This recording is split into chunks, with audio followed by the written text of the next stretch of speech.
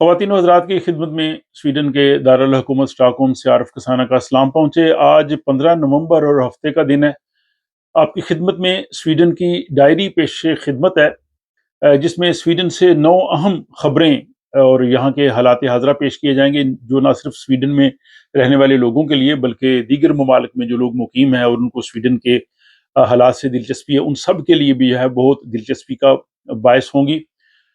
یہاں میں آپ کو یہ بھی بتانا چاہوں گا کہ اس ہفتے 2 میں نے اہم ولاگ آپ کی خدمت میں پیش کیے تھے۔ ایک سویڈش سابق وزیر اعظم کارل بلد کا بیان تھا، جس میں انہوں نے جو ہے وہ یوکرین کی جنگ کے حوالے سے، غزہ کی جنگ کے حوالے سے اور سویڈن کے حالات کے حوالے سے جو ہے وہ تبصرہ کیا تھا۔ اگر آپ نے وہ ولاگ نہیں دیکھا تو ضرور دیکھیے گا۔ اور دوسرا ولاگ یہ تھا کہ سویڈن کی حکومت کی جانب سے یہاں سویڈن میں کچھ جو مذہبی تنظیموں کو امداد دی جاتی ہے، بہت سی تنظیموں کی امداد بند کی جا رہی ہے، اور سویڈن کی اسٹیٹ جو ہے یہاں جو ہے وہ مذہبی اداروں کو جو ہے وہ امداد بھی دیتی ہے، تو اس کی تفصیل بھی آپ اس میں دیکھ سکتے ہیں۔ اور کل ایک بہت اہم ولاگ آپ کی خدمت میں پیش کیا جائے گا، جو مادری زبان کے حوالے سے ہے۔ سویڈن میں جو بچے اسکولوں کالجز میں جاتے ہیں،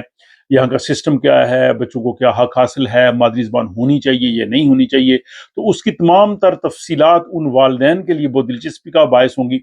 جن کے بچے یہاں اسکولوں اور کالجز میں پڑھتے ہیں یا جو مادری زبان کے حوالے سے جاننا چاہتے ہیں۔ تو اب چلتے ہیں جناب سویڈن کی خبروں کی جانب، اور سب سے پہلی افسوسناک خبر یہ ہے کہ کل جمعے کے روز 3 بجے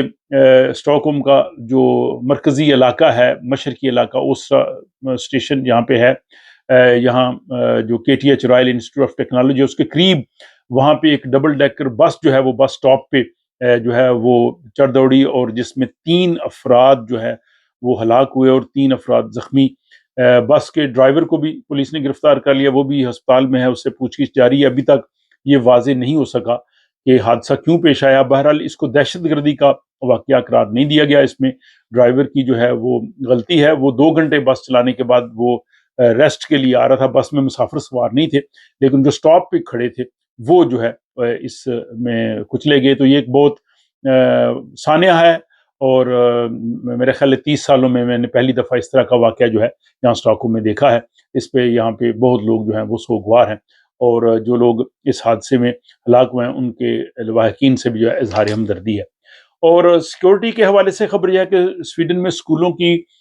سیکورٹی یعنی تحفظ کو مزید بہتر کرنے کے لیے 300 ملین اضافی رقم جو ہے وہ دی جا رہی ہے، 300 ملین کرونز۔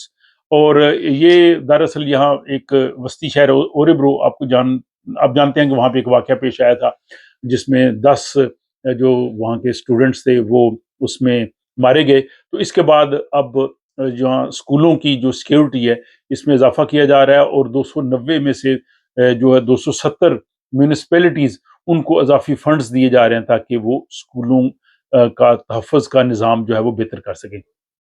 اگلی خبر سویڈن میں جو بچوں کے موٹاپے کے حوالے سے ہے، اور یہاں کا جو ادارہ ہے جو صحت عامہ کے حوالے سے یہ اعداد و شمار رکھتا ہے، ان کا یہ کہنا ہے کہ بچوں میں موٹاپا جو ہے بڑھتا جا رہا ہے، اور 10 سال میں جو ہے وہ 8,000 سے 16,000 بچے جو ہے وہ اس کا زیادہ شکار ہو جائیں گے، جس کے لیے میں زیادہ اسپیشلسٹ ڈاکٹرز، غذائی ماہرین نفسیات اور دوسرے عملے کی ضرورت ہوگی۔ تو انہوں نے کہا جی کہ یہ ایک المیہ ہے، اور یہاں پہ جو والدین کو بھی کہا گیا کہ وہ بچوں کی جو جسمانی کھیل کود ہے اور کھانے پینے ہے، ان چیزوں کا بھی خیال رکھیں تاکہ وہ موٹاپے جیسے موذی مرض سے بچ سکیں۔ اور موٹاپے کے حوالے سے ایک اور خبر یہ ہے کہ یہاں پہ حکام نے کہا ہے کہ بہت سی کمپنیاں جو سوشل میڈیا پہ یا باقی ویب سائٹس پہ وزن کم کرنے والی ادویات کی تشہیر کرتی ہیں۔ یہ بہت سی ادویات نکل آئی ہیں، بنیادی طور پہ یہ جو شوگر کے جو مریض ہیں جن کو ذیابیطس ہوتی ہے ان کے لیے استعمال ہوتی ہیں، وزن کم کرنے کے لیے ہوتی ہیں۔ یہاں پہ ڈاکٹر وہ لکھ کے دے سکتا ہے، لیکن بہت سی کمپنیاں جو ہے وہ اپنے طور پہ اس کو تشہیر کر کے بیچ رہی ہیں، جو صحت کے لحاظ سے بھی ٹھیک نہیں ہو سکتی، اور دوسرا ان کی افادیت پہ بھی سوالیہ نشان ہوگا۔ بہرحال حکام نے کہا ہے کہ یہ سویڈش قانون کی خلاف ورزی ہے، اور یہ ایک خطرناک ٹرینڈ ہے، اس کو جو ہے وہ ختم ہونا چاہیے۔ اگلی خبر سویڈن کی جو سیاسی جماعت ہے کرسچن ڈیموکریٹ پارٹی KD، ان کی طرف سے یہ اس وقت حکومت میں شامل ہے، اور اس کی جو سربراہ ہیں وہ نائب وزیر اعظم ہیں، انہوں نے اپنا ایک سیاسی پروگرام پیش کیا ہے جس کے بڑے نکات یہ ہیں کہ سویڈن میں برقعے اور نقاب پہ پابندی ہونی چاہیے، سویڈش قومیت کا اظہار جو ہے وہ مضبوطی سے ہونا چاہیے، اور مقامی انتخابات میں ووٹ کا حق جو ہے وہ لازمی لوگ کریں، اور لازمی سول ڈیفنس ٹریننگ ہو، اور سوشل میڈیا کا استعمال بچے جو ہیں وہ 15 سال کی عمر کے بعد کریں۔ تو جو انتخابات قریب آ رہے ہیں وہ اپنی اس طرح کے پروگرامز پیش کریں۔ ساتھ ہی انہوں نے اپنا آپ کو جو ہے وہ سینٹر پارٹی کے رول میں دیکھ رہے ہیں کہ شاید ہم جو ہے وہ ماڈریٹ کے ساتھ یا سوشل ڈیموکریٹس کے ساتھ، دونوں کے ساتھ جو ہے وہ تعاون کر سکتے ہیں، اور انہوں نے جو سابق وزیر اعظم اور قائد حزب اختلاف ہیں مگدلینا اندرسن، ان کی بھی ان کی تعریف کی ہے کے ڈی کی لیڈر نے، جس پہ ماڈریٹ پارٹی کی جانب سے تنقید بھی ہوئی ہے۔ بہرحال زیادہ وہ نقاب کو اٹھا کے چل رہے ہیں، اور ابھی ان کو اپنی بقا کا بھی سامنا ہے کہ شاید یہ 4% ووٹ حاصل کر بھی پاتے ہیں یا نہیں۔ تو اس کے بعد جناب سویڈن میں بے روزگاری کے حوالے سے بات کرتے ہیں، اور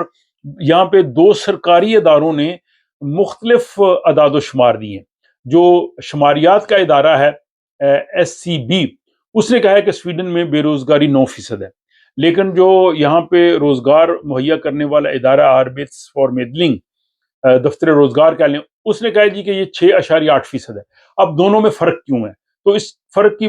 وجہ بعض ماہرین یہ کہتے ہیں کہ جو شماریات کا ادارہ ایس سی بی، اس نے سب لوگوں کو اس میں شامل کیا، اس میں جو یونیورسٹی کے طلبہ بھی ہیں، دوسرے لوگ بھی ہیں، لیکن دفتر روزگار نے صرف ان لوگوں کو شامل کیا ہے جو ان کے پاس رجسٹرڈ ہیں۔ تو اس سے بات کی واقعی تھوڑی جو ہے وہ سمجھ آ جاتی ہے، لیکن یہاں پہ لیبر مارکیٹ جو ہے وہ سکڑ بھی رہی ہے، اور تارکین وطن کے لیے بھی نئے نئے قوانین آ رہے ہیں، خصوصاً جو ورک پرمٹ کا جو سلسلہ ہے، تو یہ بھی ان تمام چیزوں کو جو ہے وہ افیکٹ کر رہا ہے۔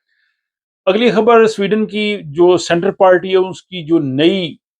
سربراہ ہیں وہ منتخب ہو گئی ہیں، الیزابتھ تھاند رنکویسٹ۔ اب وہ دیکھتے ہیں کہ وہ اس پارٹی کو بحران سے نکال کے اور اگلے انتخابات کے لیے کیا کردار ادا کرتی ہیں۔ انہوں نے دونوں جو بلاکس ہیں، یعنی ماڈریٹ پارٹی اور سوشل ڈیموکریٹ، دونوں کے ساتھ کہا جی کہ ہماری بات چیت ہو سکتی ہے، لیکن ایس ڈی جو سویڈش ڈیموکریٹس ہیں، ان کے ساتھ انہوں نے کہا جی ہم بات نہیں کریں گے، اور ان کا زیادہ جو ان کی توجہ ہے وہ ماحولیات، معاشی اقدامات اور جو ٹیکسز وغیرہ کے حوالے سے وہ اپنا پلان بنا رہی ہیں۔ اور اس کے بعد جناب اگلی بات یہ ہے کہ سویڈش جو جمہوریت ہے، وہ مغربی ملکوں میں جو سب سے زیادہ لوگ جس ملک کے خوش ہیں جمہوریت سے، وہ سویڈن ہے۔ 9 ملکوں کا جو ہے وہ سروے کیا گیا ہے، اور سویڈش لوگ جو ہیں 65% اپنی جمہوریت سے، اپنے ملک کے نظام سے مطمئن ہیں۔ امریکہ، برطانیہ، فرانس، اسپین وغیرہ کے لوگ اس سے کم خوش ہیں، اور یہ اس کا وجہ یہ ہے کہ سویڈن میں سسٹم جو ہے وہ کافی حد تک ان کے خیال میں بہتر ہے، ادارے مضبوط ہیں، میڈیا آزاد ہے، سماجی اعتماد ہے، اور یہی باتیں کچھ جو ہے وہ سابق وزیر اعظم خالد بلد نے کی تھی، جس پہ میں نے ولاغ کیا کہ تمام تر وجوہات کے باوجود جو ہے وہ یورپ جو ہے وہ رہنے کے لیے اچھی جگہ ہے۔ بہرحال یہاں پہ سویڈش لوگوں کا اپنی جمہوریت پہ جو ہے وہ اعتماد ہے، لیکن ساتھ ہی یہاں پہ جو ہے وہ جرائم کی بڑھتی ہوئی شرح، انتہا پسندی، پولرائزیشن، تارکین وطن کے خلاف جو باتیں ہیں، یہ بھی ایک مستقبل کے لیے سوالیہ نشان ہے۔ بہرحال آپ بھی اپنی رائے اس حوالے سے لکھ سکتے ہیں۔ اور آخری خبر آج کی یہ ہے کہ 40 سال کے بعد سویڈن میں اناج کی سب سے بڑی جو ہے وہ کھیپ فصل تیار ہوئی ہے، جس پہ کسان بہت خوش ہیں، اور شماریات کے ادارے کے مطابق سویڈن میں 6.30 ٹن اناج پیدا ہوا ہے۔ 1984 کے بعد جو ہے وہ سب سے بڑی یہ جو ہے وہ مقدار ہے، اور اس کی وجہ یہ ہے کہ مناسب بارشیں ہوئی ہیں، اور باقی جو عوامل ہے وہ بھی بہت اچھے رہے ہیں، جس کی وجہ سے کسانوں کو بھاری فصل جو ہے وہ ملی ہے۔ تو یہ جناب 15 نومبر ہفتے کے دن کی خبریں تھیں، سویڈن کی ڈائری جو میں نے آپ کی خدمت میں پیش کی ہے۔ یہ آپ کو کیسی لگی ہے؟ کون سی خبریں آپ کو زیادہ اچھی لگی ہیں؟ کن خبروں میں آپ کی دلچسپی زیادہ ہوتی ہے؟ وہ آپ کمنٹ باکس میں ضرور لکھیے گا۔ چینل کو سپورٹ کرتے رہیے، اپنا خیال رکھیے گا۔ ملاقات ہوتی ہے آپ سے اگلے ویڈیو میں۔